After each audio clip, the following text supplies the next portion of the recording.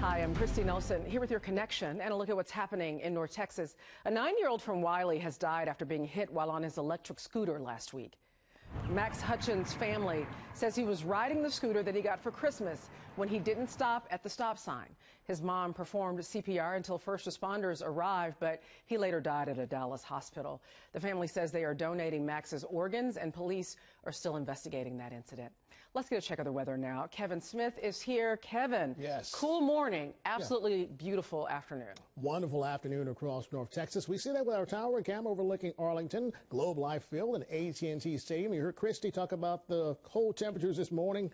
Yeah, we dropped down to 30 in the Paris, 32, that's the freezing mark in the Denton, but officially 42 at DFW and 39 in the Cleburne. So high pressure to the east of us. We have that clockwise flow, southerly winds for today, and that will warm us up into the upper 60s, the lower 70s. We're 69 Decatur, 66 into Greenville, and 69 degrees in the Granbury.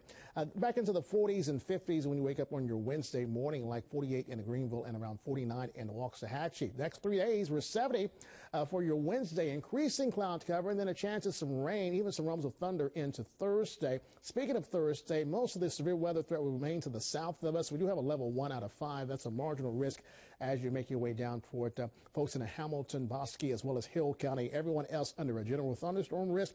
Everyone stay weather aware.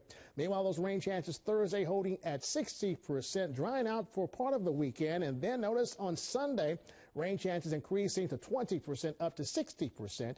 And to your Monday. Over to you. All right, Kevin, thanks so much. And with spring here, North Texas is greening up. Flowers are blooming and the birds are chirping.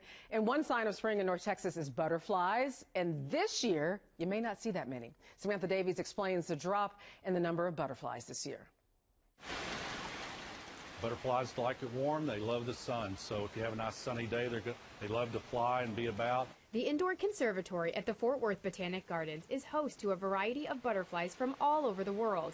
When you make a stop here, you are guaranteed to see these beautiful animals flutter around. To see them out in the wild, now is the time to start looking. Every spring, monarch butterflies migrate from the mountains in Mexico through the state of Texas on their journey northward into Canada. If you want to get a glimpse of them in your yard or neighboring park, it may be harder to spot them. The monarch butterfly population is at a record low number this year. Monarch population numbers that were taken early February 2024 show a 59% decline in monarch numbers.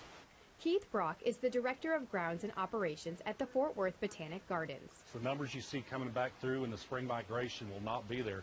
Butterfly populations are low this year, and the main reason for that is the drought. Drought conditions in the southern plains that have extended all the way down into Mexico. Here is a look at the drought conditions from October 2023 when the butterflies were traveling south into Mexico for the winter.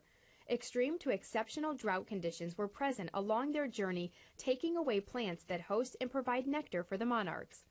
The record low numbers doesn't mean that the monarchs could be a disappearing species.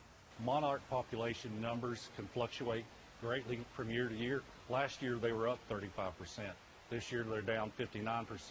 So they show themselves to be very resilient, and they will bounce back quickly, but it's going to depend on weather conditions, the environments they encounter as they move through the country. You can help the butterfly population by filling your yard with the right type of plants. You need both host and nectar plants. Host plants are plants that butterflies are going to lay their eggs on, the larvae will hatch out on and feed.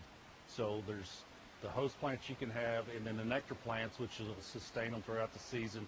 They feed on and as they migrate or move in the area. A good option to plant here is native milkweed. Samantha Davies, NBC5. Fort Worth is pretty excited about. Fort Worth was named the #1 Fort Worth city is excited about a new honor. by Sports Business Journal in 2024. Named the #1 city for hosting sporting events in the Cities Without a Big Five team category. And announcing the title, Sports Journal writes, for more than a century, Fort Worth's slogan has been, where the West begins. And it would seem that when it comes to hosting sporting events, they're just getting started. Thanks so much for catching up with The Connection.